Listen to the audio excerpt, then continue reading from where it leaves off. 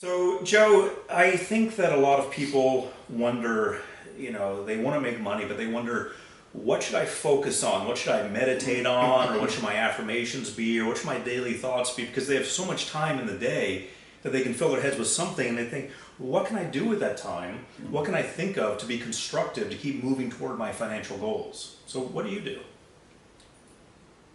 And you want me to answer without being paid? You want me to answer just sitting here? Well, You caught me relaxing, if staring I show at... you these $2 bills, hold on a second. Yeah, let me see.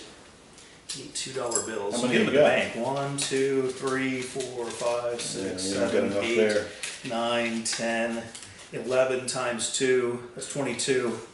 But they're $2 bills, Joe. Yeah. They're lucky. All right, we'll start with that. Yeah, we'll Let's start see with that. See how far we get with So the first thing you notice is that this is how I think about money. that. Okay. It's like there's money opportunities everywhere. You asked me to start answering a question about money. Well, Get paid. get paid for that. There was a metaphysical teacher, Stuart Wilde. Did you ever meet him or hear of him? Did not. He's still around, but in the early days he would say, when people show up, bill them. I showed up, you showed up. I got This is your bills. bill. I got Yeah, bills. You got bills. You like the money clip too? Is it worth Comes with a money something? clip. Maybe 30 Yeah, it bucks. looks like a paper clip. It looks like a very poor person's paper clip. You know, one of the things that I do is It was 30 bucks on Amazon. I carry things that are more valuable than this. All right, I'll take that. That's worth more than that. This is 30. That's only 22. Yeah, but that's because you bought it on Amazon. It doesn't mean it's worth that. I wanted a thin one. I didn't want to take out my pocket. Well, Right. you know what? You get points for trying. All right, You know thank what? I kind of feel sorry for you here. Thank you. Thanks, Joe. But you notice that this is all about money. What we're doing is talking about value. When I do carry cash or I do carry things, I want it to remind me of wealth. And from a hypnotic standpoint, I guess it's a trigger or an anchor, so that I'm always thinking about it and I'm looking for opportunities. And I don't mean it in any sort of neurotic or obsessed way. I just mean that there's opportunities all the time. So to answer your original question, with all the silliness put aside, it's the idea of listening for complaints and problems, because those are money-making opportunities. When you're standing in line and you or somebody in line says, boy, why don't they speed this up? Why don't they do something about this? There's an opportunity for a product or service. So what I do is I turn that on in my head, and if I find myself saying, I don't know, like this morning I couldn't get room service because the phone didn't work. You know, why isn't there an intercom system? Why isn't there this red button like they have in some places, and I push the red button and then the service light goes on down in dining, and I go, oh, Dr. Vitale in room, blah, blah, blah. Is that the White House where you normally stay? Well, theirs doesn't always work. But, Okay. you know, the times I was there and I tried it, you know, nobody came. Well, The security. security. That was in the dream anyway. That's right. But I think the number one thing to do is just pay attention to what you're complaining about or what you hear other people complain about, because those are opportunities for products or services. When you tune your mind that way, you're going to start hearing them all over the place. And a lot of them are going to say, somebody needs to do something, I don't know what to do about it, and maybe that's not the one for you to chase. But when you do have one and you think to yourself, I can do that, or I can resolve that, or I can create the product, or I can create the service, now you're thinking like an entrepreneur, you're turning on the wheels in your brain, and you're starting to see opportunities. Yeah, and when we were in a cab ride to here today to our filming location, you saw that we were stuck in traffic. Which I'm not used to. I live in the country. I mean, I'm not stuck in traffic. I'm not used to traffic myself, so we were in Manhattan, stuck in traffic, and you mentioned the idea of a jetpack. You know, I did, yeah. What would and then we started talking about that, and then it was a wonderful lesson you were able to share with me in that moment about not censoring yourself, about Right. going with the flow, even if it sounds ridiculous or crazy. Right. It's an idea, you can put it out there. Yeah, and I think most people, the thing that they do is they talk themselves out of their own good. They talk themselves out of their own creativity. They talk themselves out of their own ideas. Yeah, we were stuck in traffic, and I semi-jokingly thought, boy, if we were in the Jetsons age, there'd be somebody that would fly by in their little taxi cab in the sky, more or less, and they would pick us up. They'd take us right out of the cab and say, would you like to be taken out of traffic? And I would say, yes, I would. Here, take this pile of $2 bills. Take Steve's money and fly me out of traffic. It's on him. What about me? Steve, I'll catch you later. Catch your own Jetson The pack. clip's more valuable. catch your own Jetson pack as I fly off. So it began as a joke, but I honestly, without turning on the negative aspect of the brain and just allowing that to come up, that is a workable idea. I don't know how to make it work, and I'm not going to pursue it because I just don't feel like it, and that's not something for me to do. Somebody listening, watching might do it, you know, and it's a matter of finding out how would you make that possible and running with the idea. I know that at this point in time, I don't have enough research. I didn't Google it or anything to find out if it exists, what would make it possible, but either very soon, if it doesn't already exist, now or sometime in the future, somebody is going to provide something along those lines. But the reason I was able to come up with it is that I just allowed it to come up. I didn't slam the door on it, and then when the idea came and I said it, something as a joke to begin with, I thought, no, that's actually a good idea, and let me share it. I didn't go and get critical with myself or the idea. Yep. And I think all of these are elements on how you come up with the ideas and pursue them. Yep, absolutely. And I was thinking yesterday, which I think is how we got on some of that topic in the cab about, because we've been working together for a few days now on our new product. Sure seems like a lot more than a few days. That's right. Hasn't it been years? Haven't we worked on other products Well, together? on the launch of this, Wealth Trigger 360, the product we're launching as we make this, yes, we worked for a few days in launch, but we 6 months at least in production, and then years we've been working together creating stuff, all kinds of products that we think will help people, and turns out we were right, they do help people. So we were talking on our way in our second or third day here of launch mode today in the cab about the idea. I was sharing with you my thoughts about you, which are that you are a person whose mind is open. Your mind is open and you don't censor. Like yesterday we were doing some videos, talking about new products that will help people, and your mind was open. Now, it's interesting, at this point in your life, you're 61, is that right? Most people, when they are, even younger than that, they just, that's it. It's you know, it's tunnel vision. They're doing what they're doing and that's it. They're going to and coming from work or whatever they're doing. Your mind's not like that. Your mind's completely different. It's wide open. How do you do that? You mean that as a compliment, right? That is definitely a compliment. Because I would answer differently. It wasn't a compliment. It's like, which direction are we going here? Why do you think like that, Joe? What's wrong with you? What's wrong with you, right? So the question is, how do I think open-mindedly? How do you keep your mind elastic? How do you keep it fresh? How do you keep it open? Well, the first thing that I think I pointed out is that I didn't always think like that.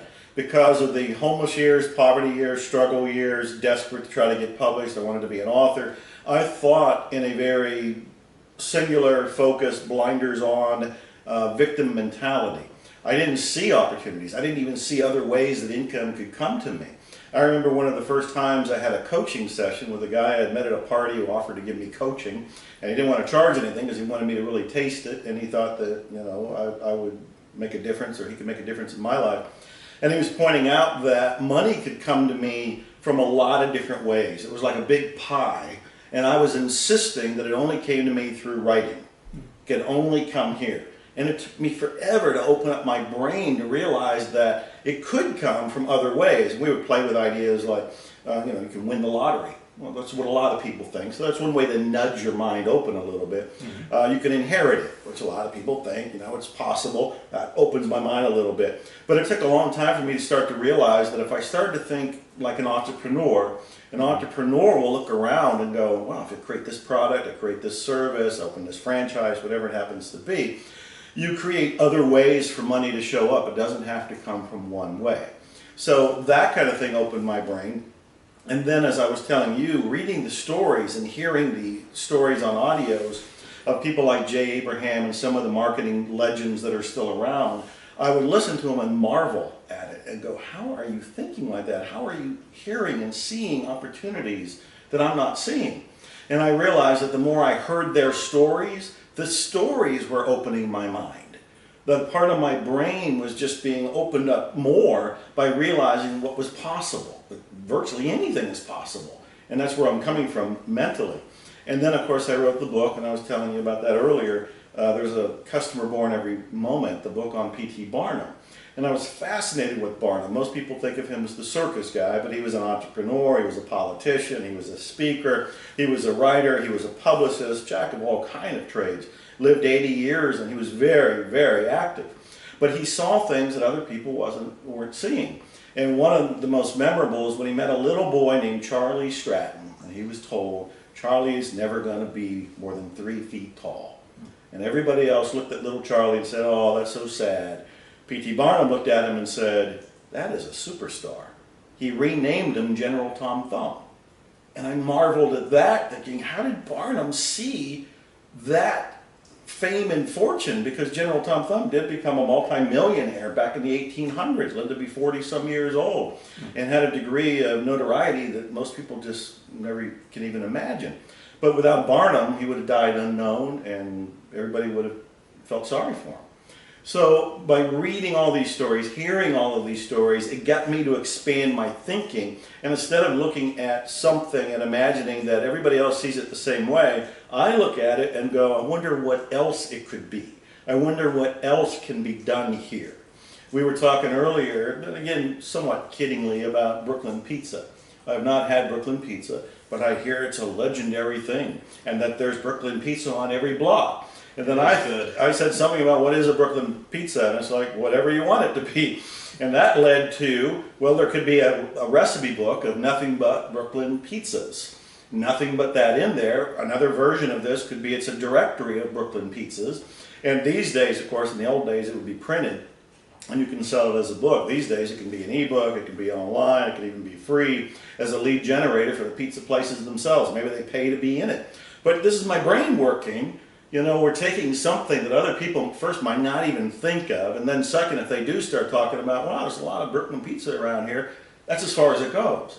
But if I start saying to myself, I wonder what else this means, I wonder what else I can do with this, I wonder how I can have fun with this. I start thinking of things like, what's the craziest Brooklyn pizza? What's the biggest Brooklyn pizza? What's the oddest Brooklyn pizza? And now these are publicity ideas for the pizza places in Brooklyn. And I start doing this and I get excited. I'm excited now, thinking somebody needs to do this. This is an entrepreneurial money-making idea on Brooklyn pizza. But it's only an example of what's possible in any moment. That was our moment a little while ago. We didn't even have Brooklyn pizza, you know, but that still came up as a possibility. That is absolutely amazing, because most people don't think that way. And I think the reason they don't think that way is because they have at certain points in time, they thought, well, that would be a good idea. I better write that down. I might patent that someday. I might trademark that. I might write that book. I might write that screenplay. I might, paint that painting. But then they think, it's not going to work. Mm-hmm. You know, nobody's going to buy that. That's ridiculous. And I don't have time because I've got my job. Mm-hmm. So I think the idea is to push through and have that initial success, and then you realize that it works, like you have, and you realize, hey, this stuff really works. I can manifest. What would you suggest to somebody who hasn't yet manifested anything, who needs that first initial breakthrough success? Well, part of it is realizing what the self-talk is. And this is something, we both know very well as hypnotists, that a lot of people are talking themselves out, as I said earlier, they talk themselves out of their own good. They talk themselves out of their own ideas. Mm-hmm. They actually have to be aware of the self-talk and get past the self-talk. Instead of listening to the inner critic, which all of us have to a certain point, develop an inner cheerleader. Mm-hmm. And the inner cheerleader is the opposite. The inner critic is the one who's going to say, this is probably not going to work, you tried other stuff in the past. The inner cheerleader is going to say something along the lines like, this is probably the one that could work. We don't know that with 100% guarantee, but we don't know that it's going to fail either. So let's go out there and play the game. Let's go out there and find out, can we pull this off? And the cheerleader gets you to get the thing done. When you get it done, you can get it out there in the marketplace. I have no idea when I come up with ideas. Brooklyn Pizza Directory, I don't know. Maybe it's already done. I don't know if it's going to work. In fact, let me give you an example. This is how I love how this works. My personal trainer, Scott York, has come up with an ebook on sledgehammer workouts. And it's beautiful, and it's ingenious, and it's creative, and I wish I had thought of it. But he looked at a sledgehammer, and the sledgehammer has a very masculine kind of a feel to it, even the name, Sledge. Yeah. And he thought, well, what other exercises can you do besides just swinging it? And so he started to create all these different ideas. And he ended up creating videos, how-to stuff, he's got the ebook, he's selling it. So he's a friend of mine, he's telling me all this. Well, I have a few canes, antique canes, like the walking sticks, but I like the ones that are called system canes, because inside the canes are things like a gun or a knife or a sewing kit nursing aids. I mean, there's a flute in one. There's another one. It's a violin. It's amazing what they came up with in the 1800s. Oh. But one of them was an exercise cane, and it was a heavy cane that you're supposed to use was you're walking and you swing it and so forth. So I told Scott, I said, you got the sledgehammer workout. I'm going to create the cane workout. And I would appeal to all the people at the AARP, all the people over 50 and so forth, or 55, whatever it is. They're using canes. Well, here's how you use a cane for fitness, self-defense, not just a walking stick. And my mind became alive. Now, the one thing that was triggering it was Scott and the sledgehammer. Then I started thinking, well, I have a cane. I wonder if I can make a cane workout. So I pursued it and said, well, the next step is for me to find out if somebody's already done it. I went online, and somebody has already done it. Oh. So there is an extensive cane workout, cane self-defense, cane you can buy. And It wasn't cane your trainer, was it? The next day. No, it wasn't him. Okay. He's an honorable guy. He Did a didn't do it. sledgehammer on him, it was. Right. But the point is, I got the idea, I honored the idea, and I listened to the inner cheerleader saying, we need to find out if this is out there. Since it was already out there, I said, well, Godspeed to the person who already has it. I could come up with a variation. I didn't have to stop there. I can still come up with the Joe Vitale, cane workout, and come up with some sort of kung fu routine using a cane of special making and special markings on it. The law of attraction cane. I like See? it. For easy But gains. you notice what I'm doing? I'm just having fun. I'm having fun, and I pursue the idea. And hadn't somebody not already done something with it, I would have pursued it enough to put it on the marketplace. And then I'd find out that people actually want this. Mm-hmm. Maybe they do, maybe they don't. If they do, great, I'm selling it. If they don't, it doesn't mean that I wasted my time. It doesn't mean that it was a bad idea. It means that I pursued a creativity technique which expanded my mind for the next one that's going to come. And I got a whole lot of airtime, so to speak, by practicing all of this. So the next thing that I pursue, I would already have created new brain waves and new ways of getting this tested by pursuing the first one. Very nice. And so some people, yeah, they get that idea, then they kill it. So the cheerleader thing, does that get down to sort of money meditations that you would do about the idea? Do you have any formula for that of what you do every day to convince yourself this is going to work and manifest it? Not really. I'm a guy who wants to follow my passion. So I'm following my passion, but I'm wise enough in the ways of the world, so to speak, to have an eye on money. I think it's a mistake to totally meditate on money and to think, I want money, let me attend money, let me attract money.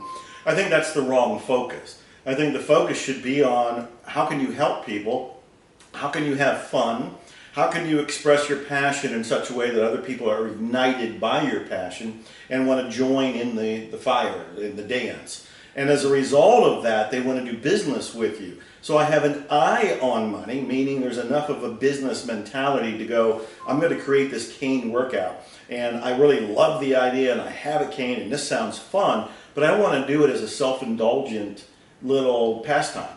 I want to do it in such a way that I have a blast doing it, but I'm going to put a price tag on it so I can make money.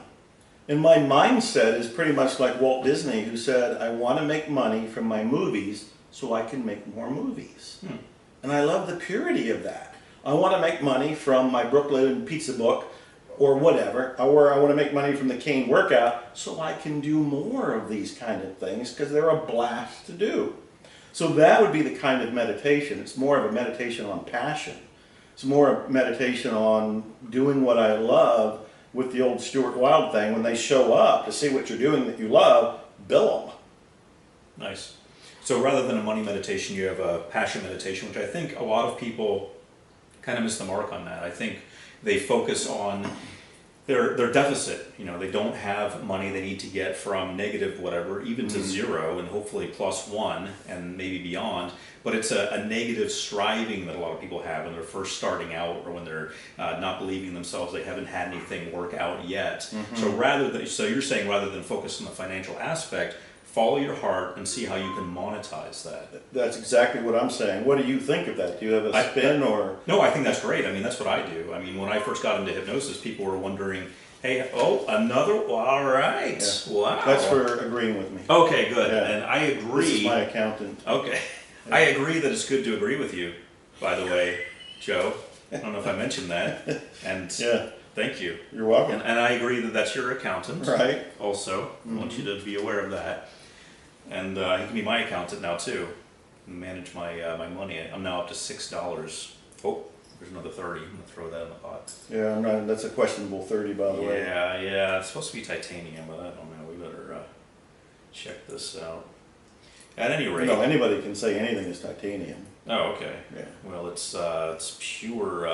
It's moon metal. It's the only one ever made. So it's worth. Okay, $2. It's worth the coffee cup and the all the amethyst you have. Is it Yeah. amethyst? No, these are rubies, by the way. Oh, okay. I It's guess worth. raised the. Yeah. Just it's worth a bunch of rubies. I just remember. Yeah.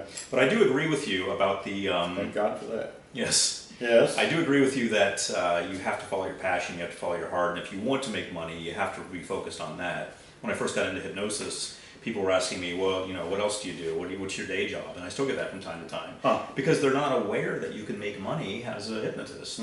Even when I was a full-time hypnotist, I don't even have to do it anymore. I just create products mainly. But even when I was doing that, they were wondering, how can you do that? Is that even possible? Hypnotists thinking that. You've probably come across that at some point too, just people not believing in themselves, not believing that that can be a full-time job. For me, it wasn't about that. I wouldn't care if I wasn't getting paid at all. For me, it was, I just really liked helping people. I really liked engaging with people, yeah. And so it turned into something money-making, and I met the right people, and you and I met the right people, and it's worked out to be a wonderful empire. But that's not what it was all about for me, and I don't think that's what it was about for you. I think it's about creative expression and feeling good about yourself by helping people. Yeah, that's exactly correct.